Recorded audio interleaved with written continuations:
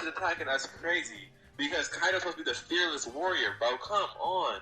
But also, his training regimen is crazy. Alright? I want him to fight any black person. Bro, he went and fought a prehistoric black person for 2 entire years. Bro, that is completely different, bro. I don't know how he did that for 2 whole years fighting straight monkeys that are buff, that have swords, armor, and everything. Bro is different, alright? Select stage. Bro is Black Air Force energy, and I can't say too much more. Like, through the whole series, he has shown nothing but dominance and ultimate masculinity. This man is alpha male. This man is Adonis. Bizarro Arc of Eustace. Now, before the video, I'm doing something about. I got a strike a couple of days ago. That's why I haven't been uploading as much. Or I haven't uploaded all any community posts like I usually would. Because I got a community strike for a video called Minecraft Cringe or something like that. It said endangering children. But it was a Minecraft game, so there's actually no children involved whatsoever. Alright. But I don't understand, so I automatically appealed it. So, I'm back right now. I'm really grateful to have my channel back and be able to upload, talk to you guys again. You know, that's awesome. But I'm sure I'm probably shadow banned. People probably forgot about me. Something I don't know what happened, but I usually upload sooner. So if you could like the video, subscribe, watch it all the way through, leave a comment, bro. Share if you're a YouTuber, I need a community post. I don't know, bro. I would really appreciate it. Without any further ado, that'll be the end of this video.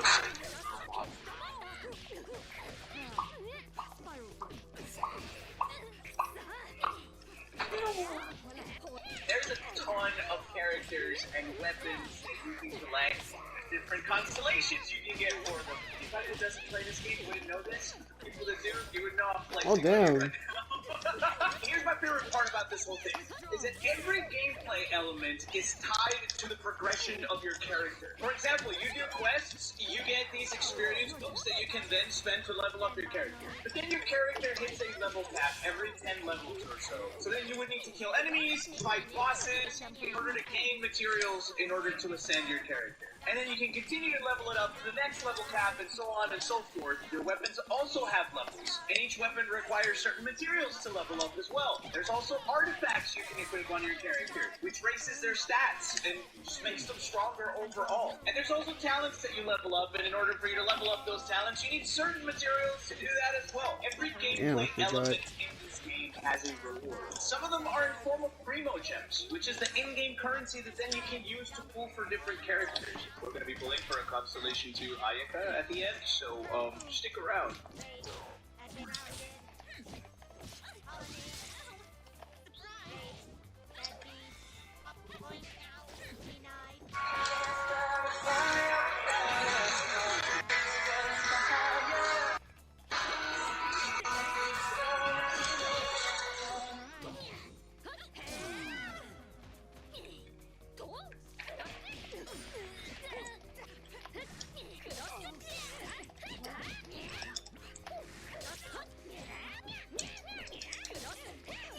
Oh damn.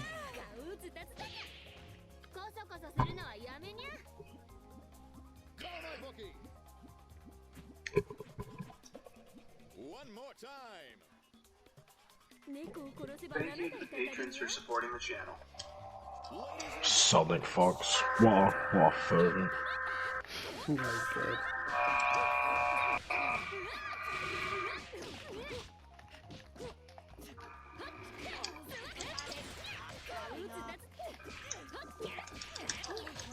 Welcome back. Today, thanks to the amazing support. Oh, you're watching the retrospective. Okay, that's cool. I've already seen it before, but like I just like to rewatch it.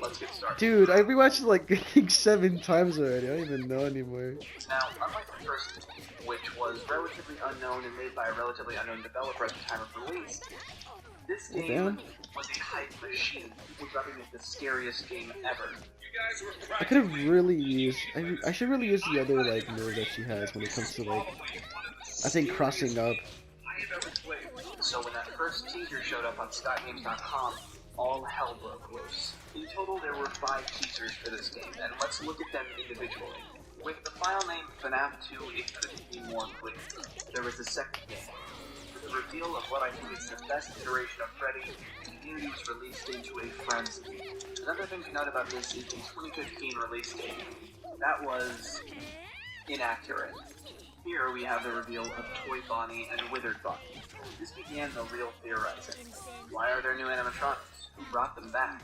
Another thing to note is the names Toy and Withered were not used at this point. For my memory, the new animatronics were called the 2.0 animatronics. Bonnie 2.0, Foxy 2.0.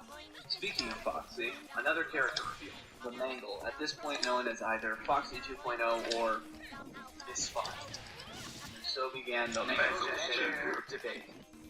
Dear God, here we have the first look at gameplay. I remember I tried maining Fukua. I didn't know how to even like do combos with her. This is also the reveal of the flashlight mechanic, and so began the tradition of No. contrast on the image. And it was also the reveal of one of the most important characters in the entire franchise, the puppet. And then there was the trailer, opening with a chorus of children singing London Bridge and a reveal of Withered Bonnie, the voice of the phone guy who, for all intents and purposes, at that point had been killed in the last game. And for those who know, he was. Every aspect of this trailer was combed through for theories, from the singing actually being reversed message of might kill all, to the drawings on the walls, to Foxy's jump scare at the end being the words freedom. Almost all of these theories were false, except for one concerning the phone guy call, which we'll get into later. Aside from the theories, this is just Oh, damn. Skullgirls uses his 3D modeling experience to create a really good trailer. The lighting, the music, the pacing, everyone was ready for the second installment, even if they would have to wait until next year. But luckily for them, they wouldn't have to wait that long, because on November 11th, 2014, the second game was released, completely ahead of the original 2015 release date. I don't know why I even Oh, I see what I'm doing wrong. You know what sound effects? Hmm?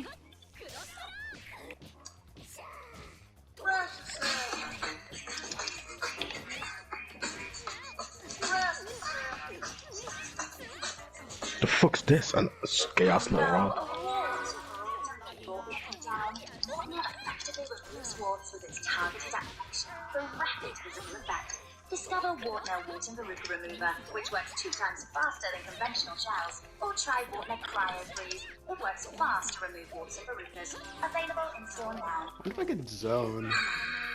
So the gameplay, where Five Nights at Freddy's 1 was built almost exclusively on using the 2 doors, there was a lot more to keep track of in Five Nights at Freddy's 2. And that's even aside from the fact that there is literally twice the characters. First off, there's no doors. Nothing to close them out. So instead, you use 2 new options. Putting on the Freddy Fazbear mask to fool the animatronic facial scanners, or the flashlight to disorient or reset the animatronics. So let's start with the gameplay. In general, you'll be going through a sequence of 4, especially in the later nights. Wind up the music box between Puppet Bay, drop the mask to trick any animatronic near you or in your office, check the hallway and the vent lights, and repeat. It's a fairly simple gameplay loop, but I think it's the best in the whole series. Every piece has a purpose, from the light to the mask. Oh my god! Actually survive. Man, what the fuck?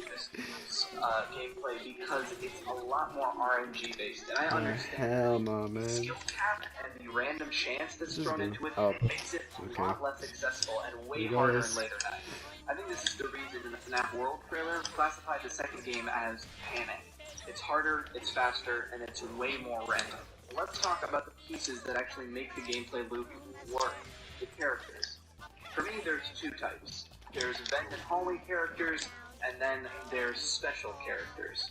These characters include Withered Bonnie, Withered Chica, Withered Freddy, and all the toys. These characters move through the cameras, getting closer in either your left or right vent or hallway, and then come into your office, either standing in your office for a moment or just jump scaring you outright. When they appear either right outside your office or in your office, you use the mask to fend them off.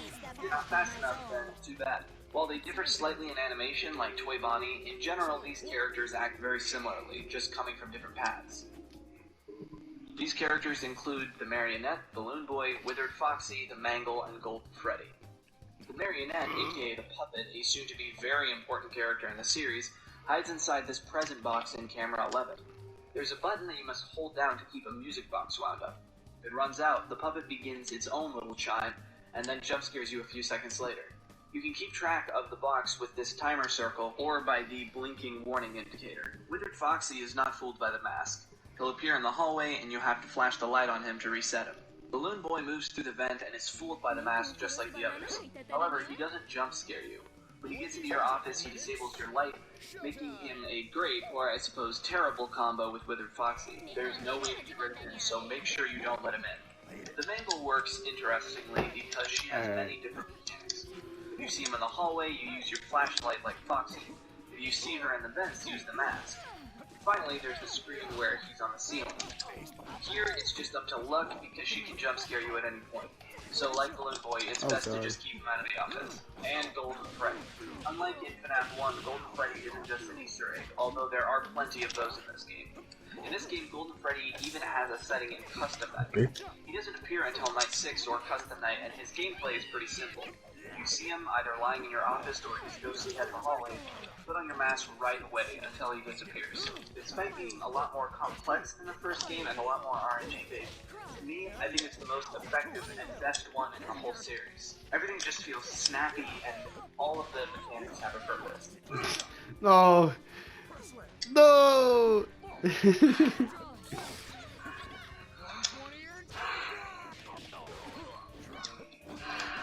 The audio in FNAF 2 is probably the most iconic part about it. From the jump scare to the ambience, to the buzzing that plays when an animatronic enters your office, the horror sting that plays whenever something is in your hallway. Oh my god, my nose is just freaking leaking, bro. Leaking nose. Yup. Now, much like the first game, there are a lot of audio cues that are important to the actual game. Oh nah, bro. Unlike the first game, there aren't as many red herrings or fake-out audio pieces. Everything in the second game is connected directly to gameplay. For instance, whenever an animatronic is in your hallway or is getting close, that little horror music plays. In early game, it's a great way to keep track of where the animatronics are in relation to you, or if they've moved up. However, in later nights, the sound is pretty much going on continuously. Mangle, Balloon Boy, and the Marionette all have sounds tied directly to them. Whenever time is run out, the Marionette plays music letting you know that the music box is over. You only have a few more seconds before you Oh, man. Mangle's distorted radio sound does act as an interesting uniqueness to the character, but it also gives an auditory cue as to what character they're in and when they enter your office. Balloon Boy's classic Hello. Hi. tells you when he moves closer, and you definitely know when he's in your office. And the other characters, like the first game, have quiet footsteps and rustling sounds in the vents that give you a general idea of where they are, or if they've just moved. And on that buzzing, why is it so warm? while the giant animatronic standing right in front of you, AC something? Something's up with the AC or what? But we don't got AC in the UK. Oh. The audio is all tied to Damn, y'all sound. motherfuckers don't got no AC. Can't forget the jump scare. Completely different from the first game, and it sounds a lot more human. Now, unlike the first game's jump scare sound, there's not a lot to note here, that I know of at least, besides the center of the whole freedom theory I discussed earlier. It's effective and serves its purpose, but that's about it. Okay, let's talk about the ambience first. Because it doesn't have as many weird red herrings, it feels a lot less dense, and a lot less also. It sounds less droney and is a little bit quieter. To me, it seems a little more grounded. It sounds like actual office ambience, like a loud air conditioner or some plumbing in the background. It's a lot more high-pitched. While FNAF 1's ambience felt like a fear fest, FNAF 2, because there's so much more going on, it would make sense that it would offset that by, when things aren't going on, having a lot calmer and quieter ambience. It's still creepy, just less packed.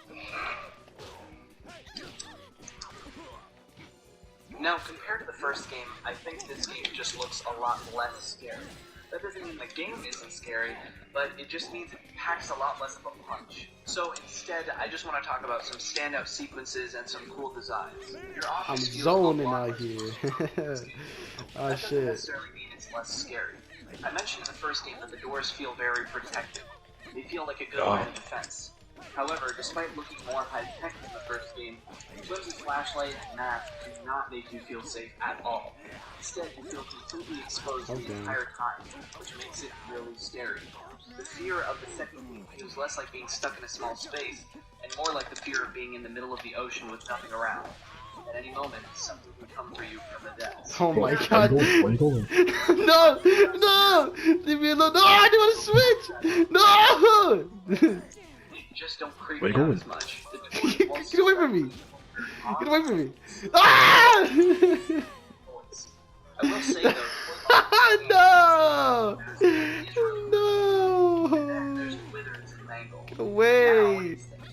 Get away! They feel too destroyed. I know a lot of people were really scared by Wither. I can zone. Yeah, I'm zone. Yeah. Oh fuck! Oh! I still think the designs are cool. I think Withered Freddy is my Oh no! I favorite. got no meter. I got no meter. Damn. With one exception. Withered Bruh. Chica. I don't know why, I don't know what it is, but Withered Chica is fucking terrifying to me. Literally, Bro, probably the crying. scariest Really, Jock? animatronic in the whole series for me. Really, Jock? She's reminiscent of these years. Oh shit! I dropped something from my wall. It's amazing. The characters in this game are actually really interesting because they're a lot more packed with different characters showing up in the same room a lot more. But aside from some cool imagery, there's not a lot of it. Unlike in FNAF 1 where it was very difficult to make out who was where, as long as you Man, use the fuck it. flashlight, Alright, camera, whatever. it's Just pretty easy fight. to keep track of everyone. Not that you'll be doing much of that in later nights, instead just using the camera to wind up the music box. Holy Mary, Mother of God. This is when the Five Nights at Freddy's story and secrets went off the deep end. But before we get into that, let's talk about some less important Easter eggs and secrets, starting with some What the hidden fuck? characters. Very rarely you can see this bare endoskeleton either in the prize corner or in your vent. He can't actually attack you, but apparently he can block other characters from entering the vent, meaning he's actually an asset to the player. Exactly his lore relevance or meaning Oh! possible, he's just a fun Easter egg. I'm There's also dead. a couple I'm hallucination dead. characters, Shadow Freddy and Shadow Bonnie. I'm dead. Shadow Freddy rarely appears in the parts and service room and will crash your game if you look at him for too long. I also want to point out that I believe I was one of the first people on YouTube to have encountered this, uploading my video with the encounter literally one day after the game's release. Shadow Bonnie, later known as RWQFSFASXC, will appear in the office at times, and I believe will crash your game as well, but I'm not 100% sure. And then there's the more minor Easter eggs. Other Like, hallucinations another thing you get a chair, bro. Yeah. and reappearing in your office. Yeah, I'm zoning you. I'm zoning. There's also Oh, fuck. the rare death screens and opening screens, No! much like the first game, with just sort of dark, No! eyeless characters. And then, in between nights, you get these sort of cutscene where you're from Freddy's perspective looking back and forth. First, it's the other animatronics looking at you, then Golden Freddy, Yeah, then he's- the puppet. Yeah, I Again, I'm not going zoned. to get super deep into the lore relevance Yeah, of you this, zoned. but I have to say, when you first Yeah, I boot up that zoned. game, it was shocking. But let's talk about the part you've all been waiting for, the death minigames. Now, this sort of Atari minigame style storytelling has basically become inseparable from FNAF at this point, but at the time we had never seen anything of the sort. So when you died and this happened, it was mind-blowing. Rarely, after dying, instead of being taken back to the menu, you will be transported into an Atari-style minigame. Each minigame reveals some aspect of the lore and introduces the all-important purple guy. Now, exactly how all of these fit into the lore in modern FNAF is not entirely clear, so I'm going to be taking them at face value as they appeared at the time.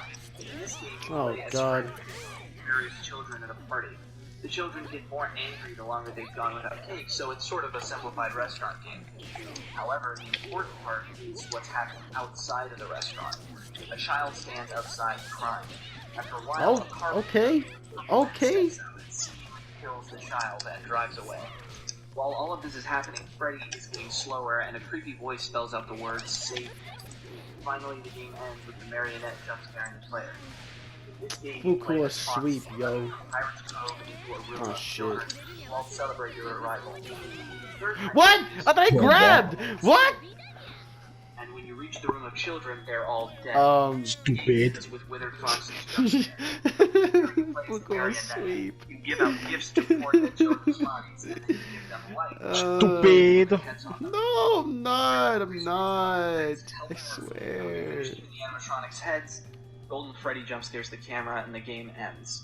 However, there is one thing to note.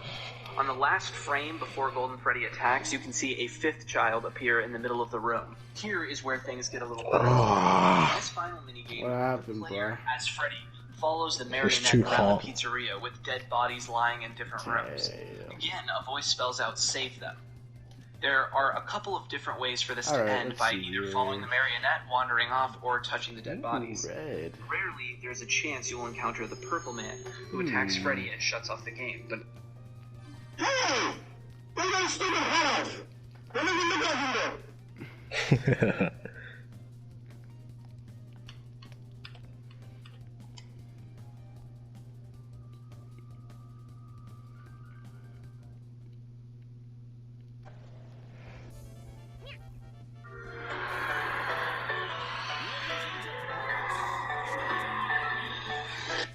thank you to the patrons for supporting the channel. This place will not be remembered, and the memory of everything that started this can finally begin to fade away. As the The hell's my agony of color? every tragedy should. And to you monsters trapped in the corridors, be still, and give up your spirits. They don't belong to you. For most of you, I believe there is peace, and perhaps more, waiting for you after the smoke clears.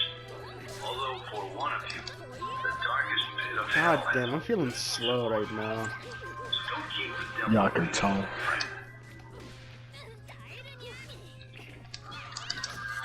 I don't know if I don't even know if I'm tired or anything.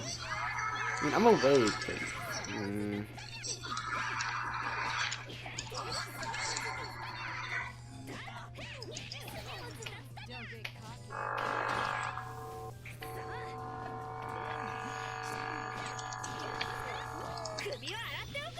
Oh god. Oh. The finale of the Five Nights at Freddy's retrospective series.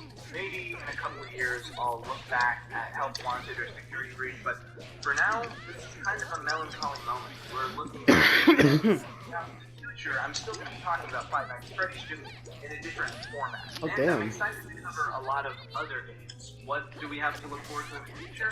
Well, the patrons have voted on a retrospective series about the SCP games from Containment Breach to 0817. The fucking chair! What? Stupid! What the fuck? The fucking chair, dude. Oh my, I'm saving that. That's just